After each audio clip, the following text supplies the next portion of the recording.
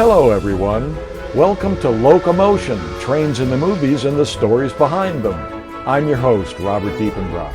As a special effects artist and director, I know that what goes on behind the cameras can be as compelling as the movies themselves, and like many filmmakers, I love trains.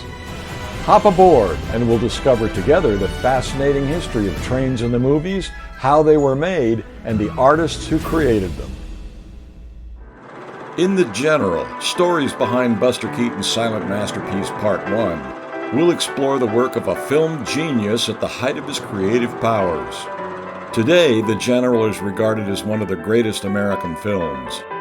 It certainly ranks among the best railroad movies ever made. When compared to other silent pictures of the era, Keaton's camera placement, editing, and pacing feels modern. As a filmmaker and train lover, it's a movie I never tire of watching. Keaton's comedy action epic was based on the Civil War true story, The Great Locomotive Chase, a history of the Andrews Railroad raid into Georgia, written by William Pittenger, a Union soldier and one of Andrews' raiders who participated in the original chase. Pittenger's book describes in words and dynamic illustrations how Scout James J. Andrews leads 22 Union Army volunteers disguised as civilians behind rebel lines. They steal a Confederate locomotive, the General, and run it north towards the Union Army approaching Chattanooga, Tennessee. The plan is to destroy track, equipment, and bridges along the right-of-way, preventing the Southerners from reinforcing their army by rail from Atlanta. Confederate railroaders and soldiers, led by the General's conductor, William Fuller, pursue the raiders in a second locomotive, the Texas, and finally capture them.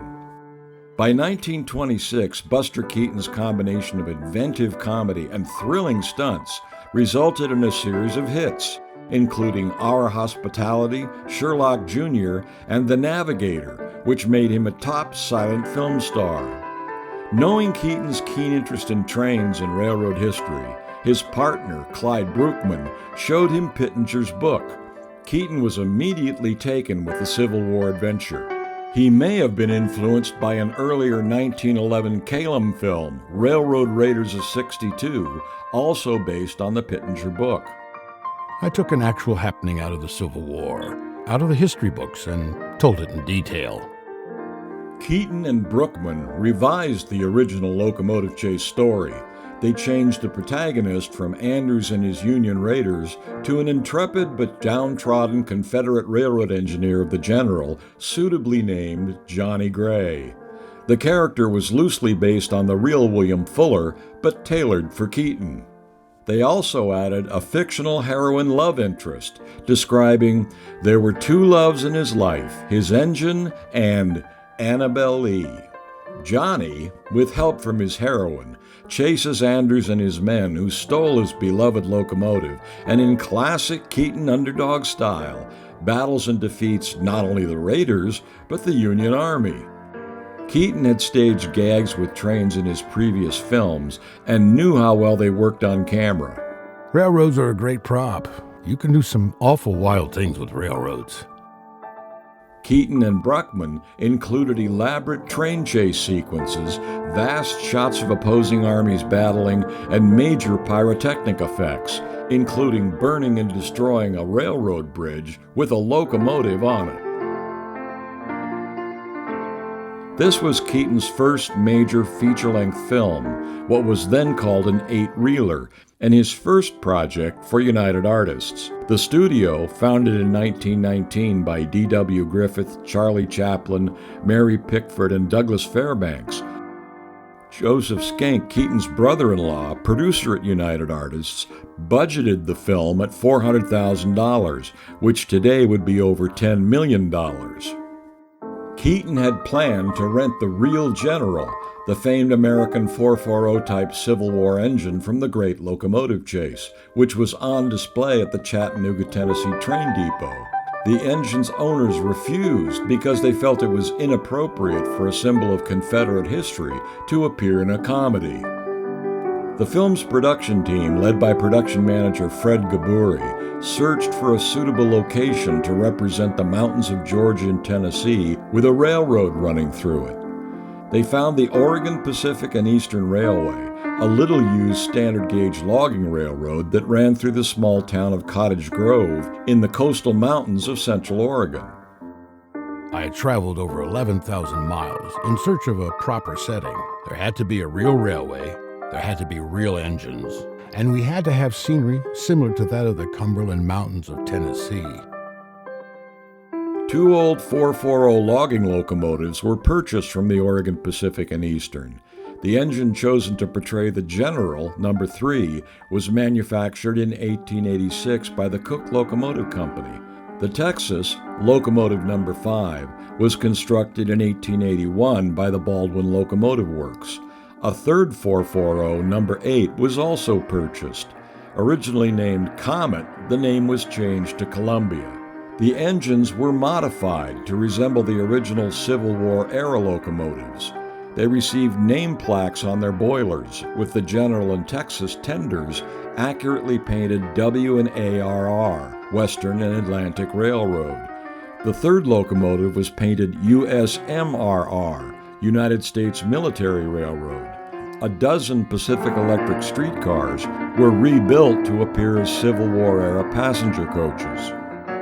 Keaton wanted as much realism as possible.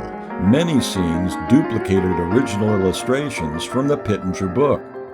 I told the crew, make it so authentic it hurts. On May 27, 1926, the production crew and cast, 3 35mm cameras, 2 complete trains, 1 passenger and 1 freight, 18 railroad cars loaded with 1,000 costumes, Civil War weapons and cannons, stagecoaches, wagons, and supplies to build sets, descended on Cottage Grove. The regular train schedule on the OP&E was changed so the production could film on the railroad uninterrupted. Construction began immediately on sets at multiple locations. The Confederate town of Marietta, Georgia, was built in Cottage Grove. Several sets were built at locations along the Row River southeast of Cottage Grove. An old lumber mill building at Darena became Big Shanty Station, where the General is stolen. Further upriver, the village of Wildwood became Kingston, where Johnny finds the Texas and continues his pursuit of the raiders. During their research, Keaton and Brookman discovered an archival Civil War photograph of a railroad mortar, and Keaton planned a sequence around it. We found an actual gun from the Civil War, the first railroad gun, and we duplicated that cannon. Everybody thought it was a prop we invented to get the gag. This rare behind-the-scenes footage shows firsthand how one of the most iconic special effects and stunt scenes in cinema history was created.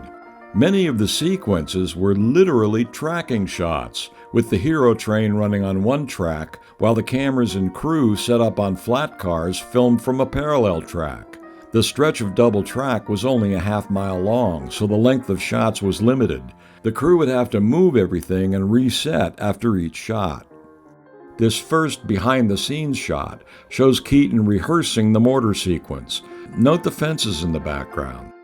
Let's run the full sequence to appreciate Buster Keaton's genius. What Keaton described as a gag is in fact a series of 7 gags, a mini-story that builds to a climax. Gag number 1. In this medium tracking shot from the film, Johnny measures out a small amount of powder and loads the mortar. Note the camera angle and the same fence and houses passing in the background. Johnny rams the charge and loads the cannonball. He aims the mortar, lights the fuse, and climbs back to the tender. This cutaway shot of the raiders covers the action as Johnny returns to the cab. Gag number 2. This is the first hero gag, the big gag. This wide tracking shot shows Johnny back at the throttle of the Texas. But he hasn't used enough gunpowder in the mortar, and when it fires, it throws the cannonball into his locomotive's cab. I've repeatedly viewed this sequence frame by frame, and I've also consulted with a top forensics expert. It appears they actually fired a cannonball out of the mortar, landing it in the cab while the train is moving. Keaton's powder man, Jack Little, had to experiment until he had the exact powder charge down to the grain to arc the cannonball into the cab. Consider this as 1926. There are no green screens or computer special effects. Gag number 3. Johnny kicks the cannonball out of his cab and climbs over the tender back to the mortar car. Johnny starts to reload the mortar when the cannonball he nonchalantly kicked out of his cab explodes behind him. Gag number 4. Johnny realizes he needs a bigger charge in the mortar, and after some indecision, shoves the entire can of powder down the barrel. Note the same camera angle, fence and houses passing in the background as the previous mortar loading shot. This is because they filmed these two shots concurrently, one after the other, also that they repeatedly backed the train up and reshot. Gag number 5. After Johnny reloads the mortar, he lights the fuse, but as he climbs to the locomotive's tender, his foot snags the coupling rod and uncouples the flat car. The coupling rod drops onto the tracks, causing the flat car to bounce. With every bounce, the muzzle of the huge gun drops lower and lower, finally pointing directly at Johnny on the tender ahead. He tries desperately to get out of the line of fire. Gag number 6. As Johnny climbs to the tender, his foot again is snagged by a chain. As he climbs over the tender, Keaton grabs a log and with his baseball arm throws a strike at the mortar car. This was probably an ad-lib. A second cutaway of the Raiders is used to get Johnny to the running board of the Texas. Gag number 7. This second hero gag is the climax of the sequence. At the last second, the locomotive rounds a curve just as the mortar fires. The shell explodes next to the enemy train ahead, scaring the bejesus out of the Yankees. Note that in the mortar car singles, we see a different background, which means these shots were filmed at a different location. For additional tracking shots like this one, the company used a special camera car shipped from Hollywood. A stretch of road paralleling the track was graded and surfaced to permit smooth shots. 2 additional stunt sequences, or gags as Keaton called them, are classics, and while they're comedic, they're also dangerous. The first features a deadpan Buster sitting on the driving rod of the General, moving up and down as the wheels rotate. Had he lost his balance, he could have been pinned between the driving rod and the wheels, crushing him. The second, which has become iconic, shows Keaton astride the cowcatcher of the Texas, wrestling a railroad tie, then throwing it end down to dislodge another tie blocking the tracks. The execution of this stunt had to be perfect. If the railroad tie didn't flip off the tracks as planned, it could have derailed the locomotive or hit Keaton, seriously injuring or even killing him. Other sequences involved Buster running the engines himself. In one scene, he drives his locomotive through a blazing covered bridge. The crew had added sides and a roof to an existing OP&E railroad bridge and then set them on fire. Keaton's co-star, 24-year-old Mack Sennett bathing beauty Marion Mack, was also subjected to rigorous scenes, including being doused with a stream of water from a railroad tower. I was made up and all ready to work. I didn't know they were going to make the scene with the water spout. They didn't tell me that they were going to do this, so the scene you see in the movie, it was quite a surprise. I was pretty angry about it, so I let them have it. Mack was not a stunt woman, but she took the challenges in stride, all the while dressed in petticoats and hoop skirts. Filming Keaton's risky gags resulted in multiple accidents that contributed to ever-increasing costs. During one scene, Keaton was knocked unconscious by a cannon blast. The summer of 1926 was especially hot and dry, and cinders from the wood-burning locomotives repeatedly set off fires in nearby forests and farmers' fields. Keaton's chief mechanic, Fred Wright, had designed and built a fire engine with 4 water cannons that threw 120-pound streams of water. This was backed up by a special train with fire equipment and a water tank. The fire engine and train moved with the crew from location to location and quickly doused any blazes. The locals didn't mind, as almost the entire town was hired to work on the movie. 1/3 of the film's budget was spent in Cottage Grove. At the height of production, the film carried over 3,000 people on the payroll, spending the budget at the rate of $400 an hour, almost $6,000 an hour in today's money. Keaton had originally planned to use an existing bridge for the climax of the film, the fire, trestle collapse, and destruction of the Texas locomotive. A statewide search failed to locate a usable trestle, so a 215-foot bridge was built across the Row River at Culp Creek, southeast of Cottage Grove. A new spur was laid off the OP&E line and across the trestle. A dam was also constructed to raise the water level. As the ballooning budget approached $700,000, over $10 million today, producer Joseph Schenck became increasingly alarmed. If Buster was concerned, he didn't show it. He was an avid baseball enthusiast and took time off from filming to arrange impromptu ball games between his crew and the local Cottage Grove townsfolk. Keaton fishes and plays ball with the same energy that he puts into the making of a picture. He is a star of his team, nimble and alert. Despite the cost overruns, Keaton forged ahead. On July 23rd, he started filming the climax of his movie, the trestle fire and collapse, and a huge battle between the armies of the North and South. Cottage Grove declared a local holiday. The town emptied as 600 automobiles and 2 special trains shuffled over 3,500 people to the film site to watch the spectacle. Some arrived the night before and camped out to make sure they had a good viewing spot. 500 soldiers from the Oregon National Guard were dressed in Civil War Union uniforms and filmed, then redressed in Confederate uniforms and filmed again to represent the rebel army. We put them in gray uniforms going right to left, and then put them in blue uniforms going left to right. A special train of Southern Pacific tourist sleepers, seen here beyond the trestle and camera tower, was brought to the film site in part to house the 500 soldier extras. The completed trestle was first used to film scenes of Johnny and Annabelle setting it afire to stop the Union advance. With these shots in the can, production manager Fred Gaburi and his crew moved in. They partially cut the timbers and set explosive charges to collapse the trestle. 2 additional film crews were brought up from Hollywood for a total of 6 cameras, as there was only one chance to get the shot. Keaton gave the action signal, and the engineer started the locomotive, then jumped clear, leaving a dummy engineer in his place. As the engine reached the center of the trestle, it collapsed on cue and plunged into the river below, ending in a pile of twisted steel and steam. One of the ladies fainted. We all thought it was a real person. When the train went down, there was a whistle on it, a very shrill whistle, and everyone thought something happened that was really dreadful. The next day, July 24th, the company filmed the climactic battle scene between the Union and Confederate armies.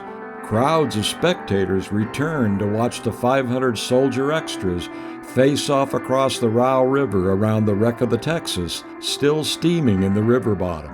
Powder man Jack Little had rigged over 900 explosive charges for the battle scenes. 40,000 feet of wire was laid to electrically trigger the shots, which were set off from 3 different locations. The huge battle was the largest scene in the film. Keaton and his assistant directors had their hands full, setting and resetting shots of hundreds of soldiers charging and retreating, batteries of cannons firing, and explosions shattering trees. In the middle of this make-believe mayhem, word arrived that a real danger was looming. Only a half-mile upriver at Red Bridge, a forest fire had broken out. Keaton immediately stopped filming and ordered his entire crew, including cameramen, gaffers, and grips, together with the 500 extras, upriver to fight the fire. With the 100-degree-plus temperatures, the forests were tinder dry and the pine trees could explode like bombs. Despite this, Keaton led his troops into the conflagration. The company's fire engine was deployed, while Buster and his men used their clothing and costumes to beat out the flames, leaving them in their underwear. The flames were gone, but the smoke lingered. Despite this, Keaton completed the battle scenes, including the explosion of the dam below the trestle and the resulting flood that forces the Union soldiers to retreat. Several extras almost drowned in the rushing waters while shooting.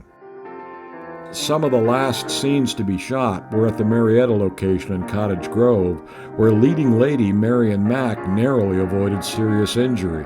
As the Confederate cavalry rushed by Johnny and Annabelle on their way to fight the Yankees, a horse's hoof snagged Mack's hoop skirt. Fortunately, the damage was limited to a tear in her dress. At $42,000, over $500,000 in today's money, the trestle wreck scene in The General was the most expensive practical special effects sequence up to that time. After filming was completed, Keaton posed proudly on the wreck. When The General premiered in February 1927, it was not well received by critics.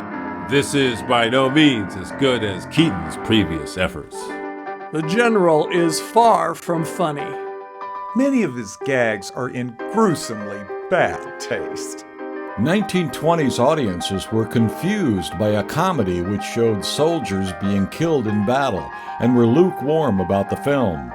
With a final budget of over $750,000, it made just $474,000 in its initial U.S. release. Like any genius, Keaton was ahead of his time. Even as he was making his later comedies, including The General, his focus as a filmmaker was changing. The slapstick stuff is gone. No longer will folks play to that kind of stuff. The movie public demands drama, punctuated with comedy. Today's action blockbusters like Disney's The Lone Ranger in 2013 borrow extensively from Keaton. This latter balance scene is inspired by Cops. The parallel track sequence is from both Our Hospitality and The General. Johnny Depp's deadpan performance as Tonto is pure Keaton. Billed as an adventure comedy, Railroad Tigers starring Jackie Chan was produced and shot in China in Mandarin and Japanese. Like Keaton, Jackie Chan's comedy action doesn't rely on dialogue. The physical sight gags and non-stop frenetic pacing of this tank cannon sequence should look familiar. While it's not a shot-for-shot copy, it was clearly inspired by Keaton's mortar sequence in The General. When we compare the three films, we see The General was not just a comedy, it was the first comedy action-adventure. The difference is all of Keaton's action was real. Film critic Roger Ebert remarked, "In an age when special effects were in their infancy, and a stunt often meant actually doing on the screen what you appeared to be doing, Keaton was ambitious and fearless." A far cry from the critics of 1927.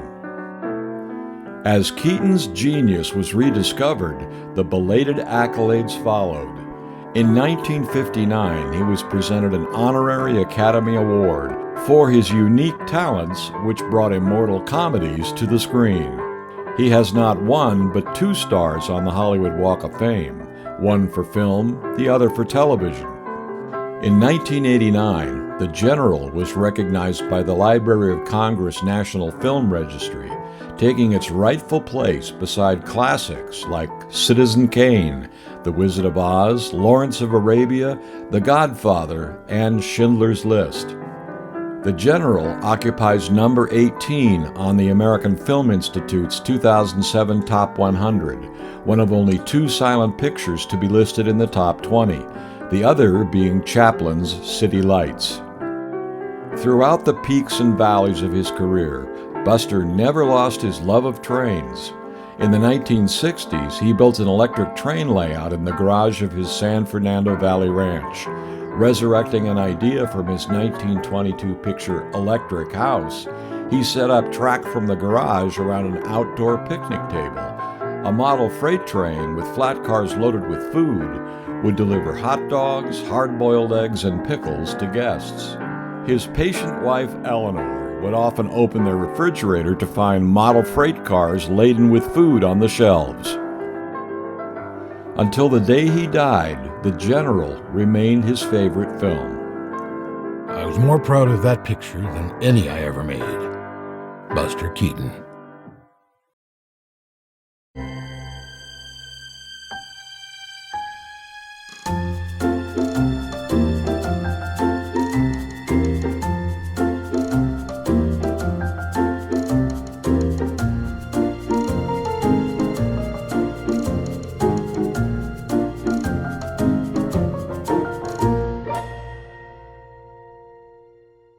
If you enjoyed The General, Buster Keaton's silent masterpiece Part 1, like us with a thumbs up, share the show with your friends, subscribe to join our growing group, and ring the bell.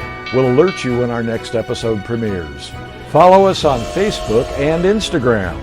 Support us on Patreon. Your generous contributions help us tell more stories of locomotion, trains in the movies, and the stories behind them. So until next time, all aboard and action!